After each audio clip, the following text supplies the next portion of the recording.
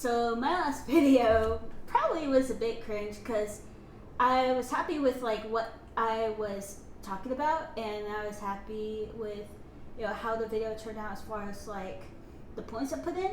But basically the music I put into, because I thought that every video should have music. I thought I read that somewhere. I definitely don't.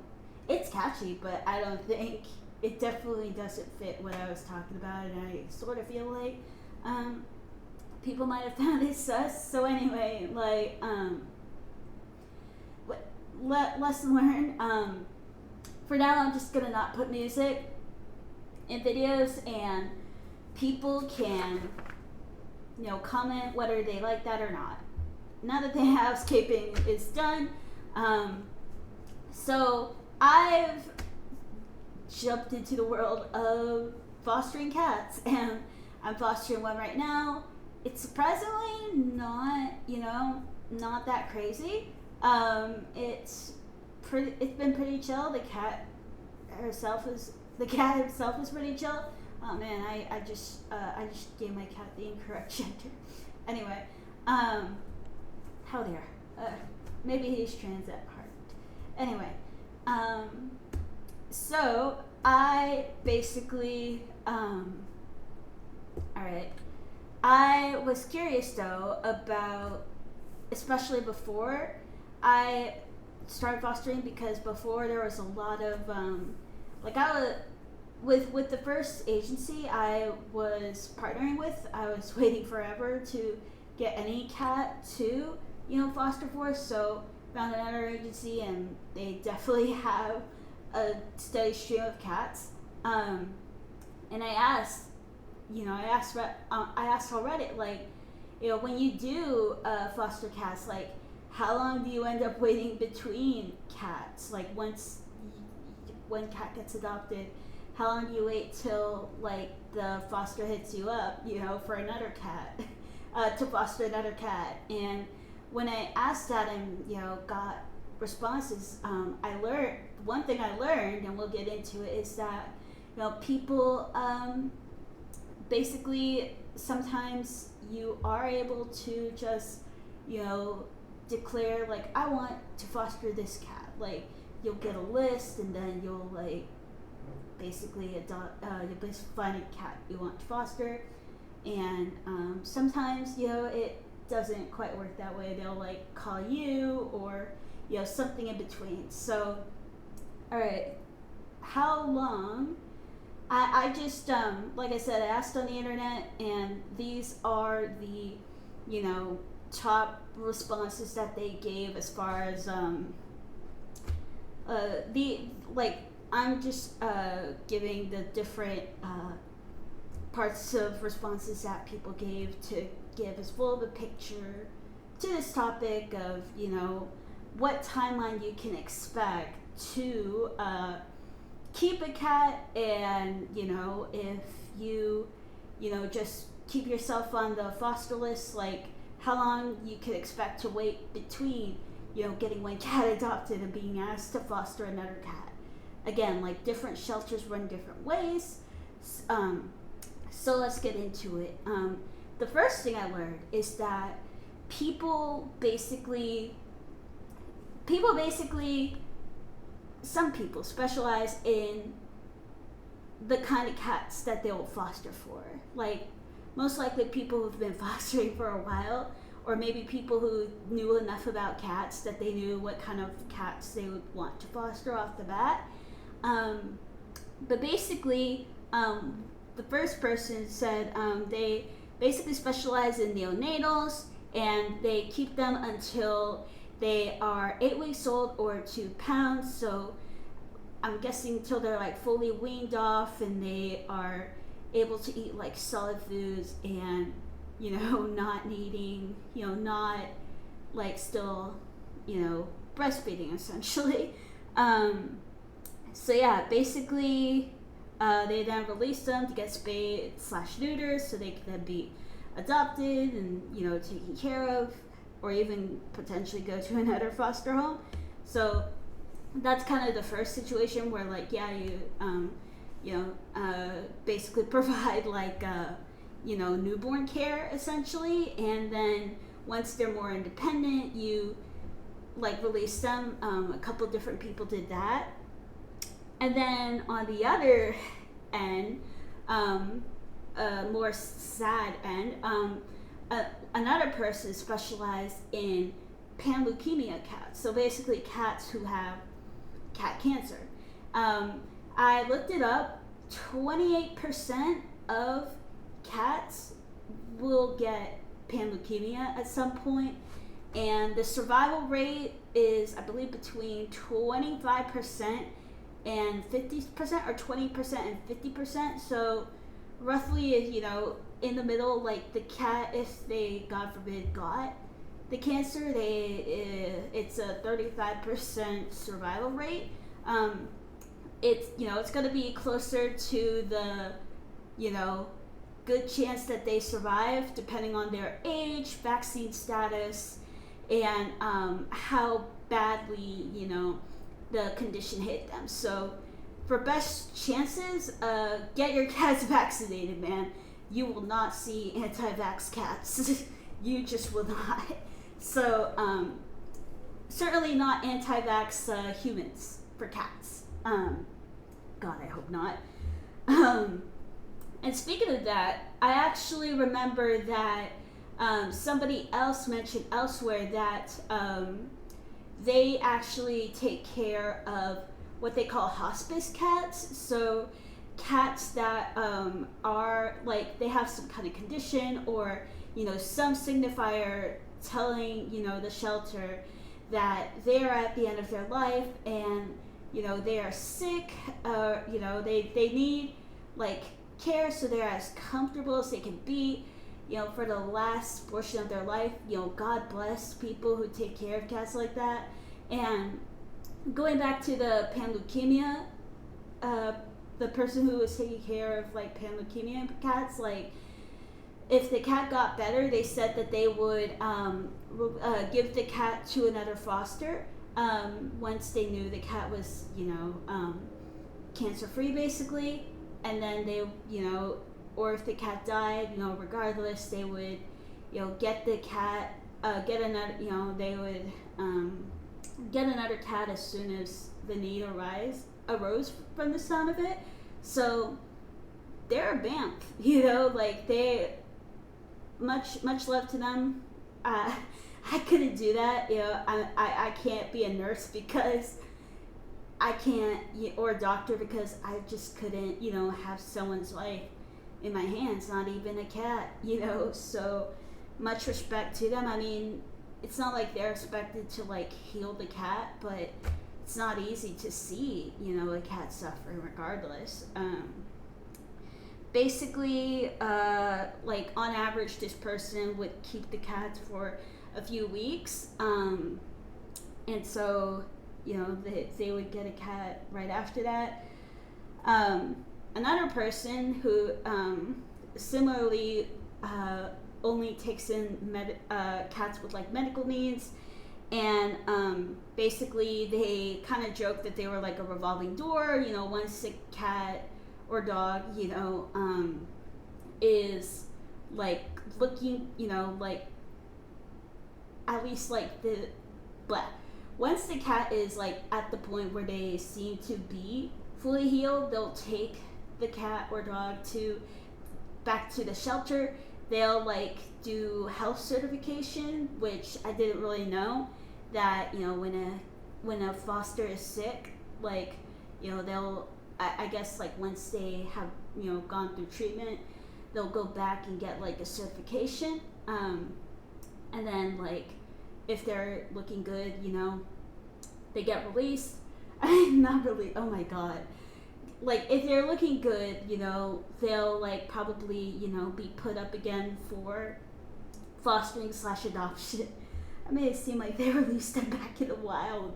Like if they got sick, it's like, well, sucks to be you. We'll treat you, but then release you back to the wild. No, they just get put back like in the shelter until like they can find someone to foster the cat.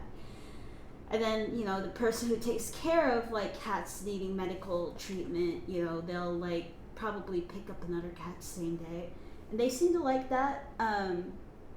But sorry, not everyone's going to be not everyone's going to have a revolving door kind of process. I feel like I would personally, because I'm aiming to take care of like chill cats. Like, I only take chill cats. They must behave well. I don't think I would take any cats that needed more than like putting medication in their food. Again, props to people who could, but I couldn't do that. So basically, one person though, they have some people will have like resident cats. Like some people who foster have like cats of their own that they that they adopted at some point, and they for a lot of people that's kind of necessary, because like if they just kept fostering and just like giving up those fosters for adoption, they would have a hard time, because they would always be saying goodbye and like becoming empty nesters. So some people deal with that by like having their own permanent cats. Not really surprising. And I'm probably just gonna stick to saying cats. Like anytime I say cats, you could probably assume that the same or similar applies to dogs too. But yeah, so some people will like keep residential cats, but then also still foster cats, and those people might like give their pet a standard like week or two, month or two, or they may go, depending on like how it seems like their cat is feeling, after any given cat comes in. Obviously, remember, this is something I didn't know before I started fostering, but if you do end up like bringing in one cat and you already have pets at home, you should quarantine the new foster or adopted cat. You should quarantine them for 2 weeks. They only use food bowls, litter boxes like that are just for them, like no mixing. That's what quarantine is. But yeah, personally, I kind of like the idea of like being able to bond with a cat, like having them long enough that I like bond with them, that they really feel like a pet, like a house pet, like a semi-permanent house pet. But then being able to, being able to have a bittersweet like they found a home and I'm happy for them, but now I gotta like be there for other cats who need help, and this cat is set. They have their forever home now. So that's, I guess, where I am. I'd want to kind of be switching cats in somewhat of a a routine fashion, but not until the first cat gets adopted. So that is kind of where I feel like I am. I've thought before that, like, I've wondered before personally if I wanted to have a like permanent pet, and I felt worried that I didn't have enough energy and I wouldn't be able to afford the pet bill, like the vet bill. And luckily with fostering, that's always covered, the vet bill. Like they will be able to usually give you like food if supply allows, and same for litter, but thankfully I can afford that. And I do like need transportation help, which they graciously are usually able to provide. Like I haven't had to pay for any Ubers, so even like when my guy, he needed he needed some shots, and he wasn't getting in the cage. So the adoption coordinator, she was nice enough to come all the way here just to give him some shots and, help also, just check on him. So, yeah, that was really kind of her. But, I digress. Still, it's definitely related to the topic. But yeah, they've the person who has their own residential cat, sometimes they'll only wait 2 days before they welcome in a new cat. Again, it depends how the cat's feeling, how the person's feeling. One person later mentions, and this is true, you definitely want to make sure you're not burning yourself out, when you're fostering. So that's really important to really check in with yourself, make sure you're not burnt out.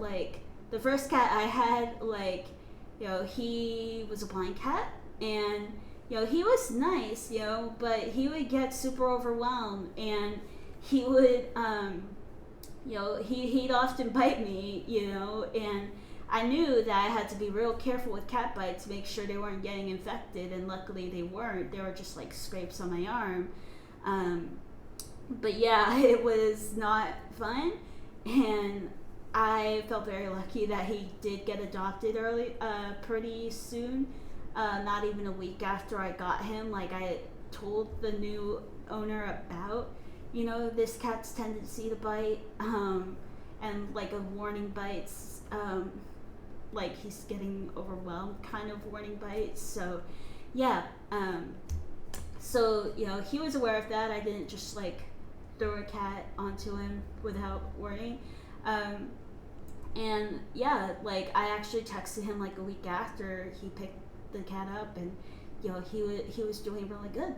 So that's great to hear. So yeah,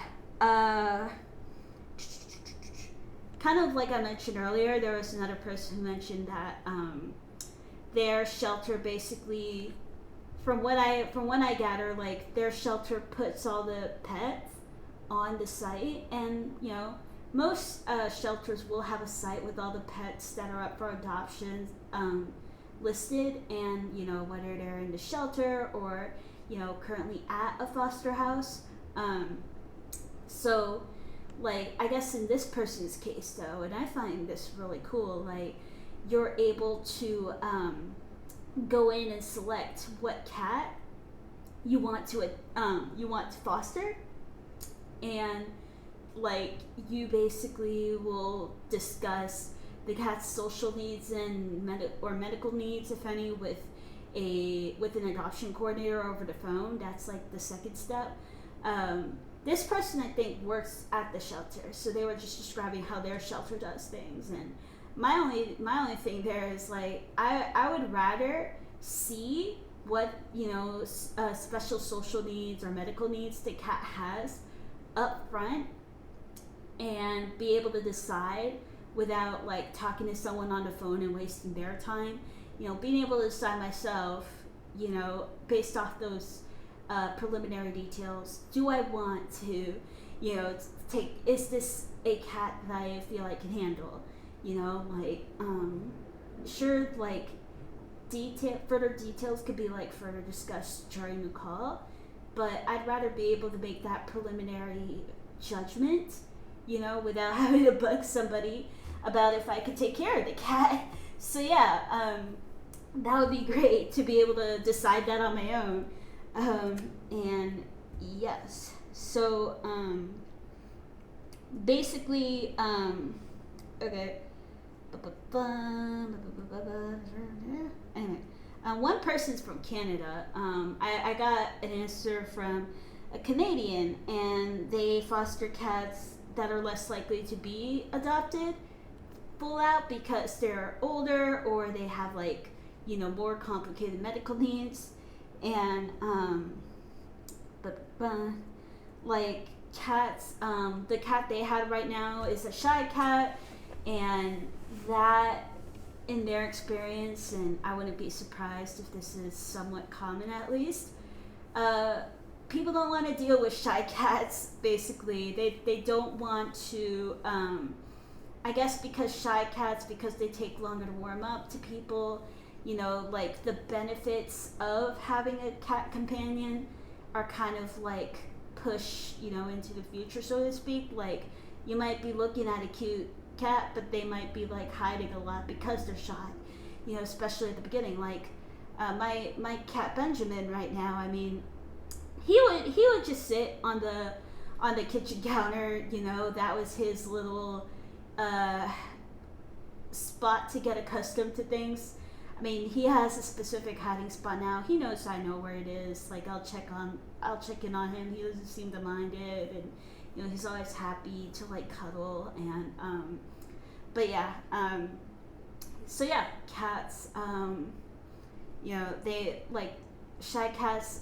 I didn't know before, but if your cat is known to be a shy cat, they'll take longer for them to get adopted because, you know, people see shy cat and they'll be like, they do not have the I can fix it mentality, man. It's the opposite. They're like, dude, nope, I do not want to deal with the shy cat. I could be totally wrong about why shy cats might take longer to be adopted, but yeah, like that. So that one Canadian person is like, you know, they had the shy cat.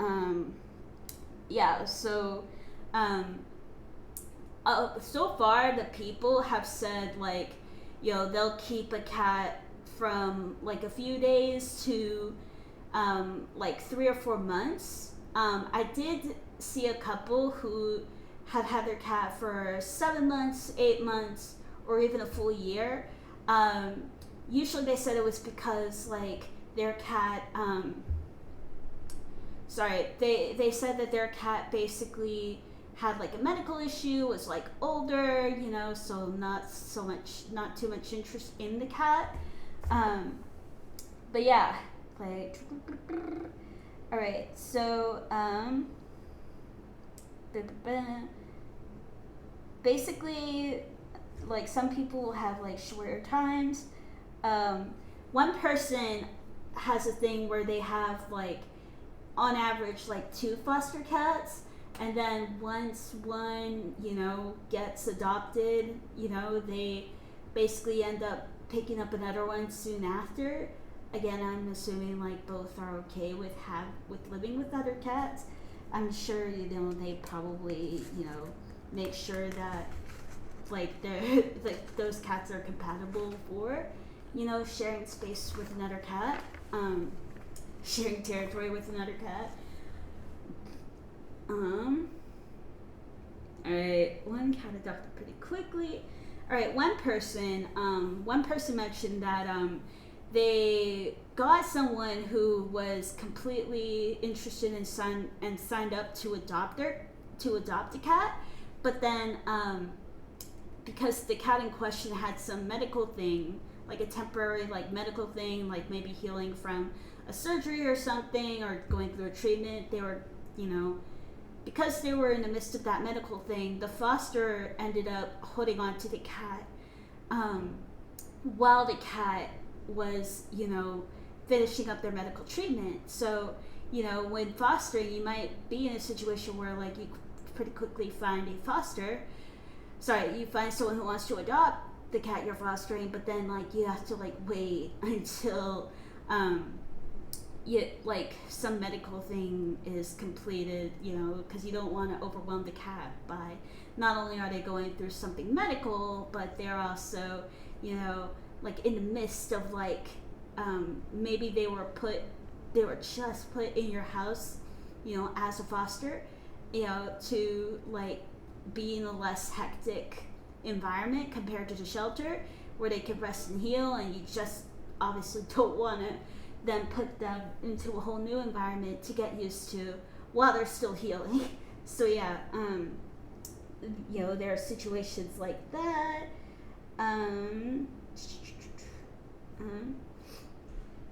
Okay. One person had a cat for a year. Okay. Sorry. Oh, like, Another thing that came up was in this and other posts I like made about like asking for advice to like foster kittens. I've been thanked before for like fostering kittens, like I was providing some great service, and honestly I kind of laugh at this because like I'm fostering cats so I don't feel so alone, and it's really helped in that department. You know, so like what I'm saying is I'm mostly being selfish. That's why that's why I'm fostering cats. Like I don't think I'll adopt anytime soon, but like I'm just fostering cats so they feel so I feel less lonely, and yes, it's doing a good thing, but a lot of like people who really love animals especially are like, oh my gosh, thank you, you're doing such important work, and I'm just like, I just am a depressed person who doesn't want to be like alone too. Just wants company. So I feel weird being thanked. Okay. Right. So another thing, you may or may not have heard this, but kittens are going to take a lot less time to get adopted compared to adult fosters who, less people are interested in adopting a full-grown cat. Like this cat, I mean, it's been a few weeks now that I've had this guy, He's a great, cuddly, very easy to take care of 2-year-old cat. So he's not really old at all, He definitely looks like a grown cat. He doesn't look like a kitten, but he's still very cute. I've gotten many people saying that he's very cute because he is. But yeah, like I'm kind of surprised. Like whoever ends up adopting him, they're going to be very lucky. He's a very kind cat who will sit here and keep me to a sleep schedule. Will start whining if I'm not in bed by around 11. So he's a great boy. He's a good boy. But yeah, I'm going to try to sleep earlier today. So might throw him off sleep schedule wise, but it's what it is. Alright. I'm trying to go to bed earlier because there's like a meetup tomorrow. He does well, like staying at home for like a couple of hours. But yeah, one person, like pushed a GoFundMe. I'll try to remember to put in a description basically for their cat's medical needs, and they've had this cat for like 7 months, a foster, and like they don't, because he's so old, they don't see him being adopted. Actually, they think he'll stay with that person. Okay, all right. So yeah, the last situation that I saw was there was one shelter where people, similar to kind of the other online situation, but people are able to kind of say, they're able to submit, interest in, I want to foster for this cat, and the shelter basically chooses,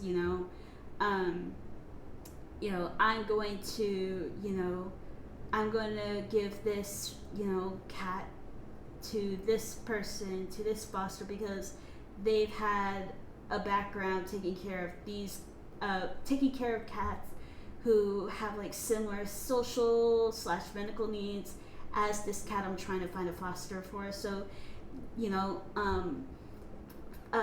foster agencies, including ones I've worked with, they actually try to, match the cat rather than you just kind of deciding like, yeah, I can take care of this cat. Like, sometimes the shelter will get involved like that. Sometimes it's completely up to you to figure out what you are comfortable handling. So yeah, that's it for this video. I want to post more. Posting is fun. Everything in the background is recyclable. But yeah, like, I hope you enjoyed. Feel free to comment any suggestions, or let me know what you're thinking, any other questions you might have on this that I may be able to help with. Thank you so much for watching. like and subscribe. Also, hi.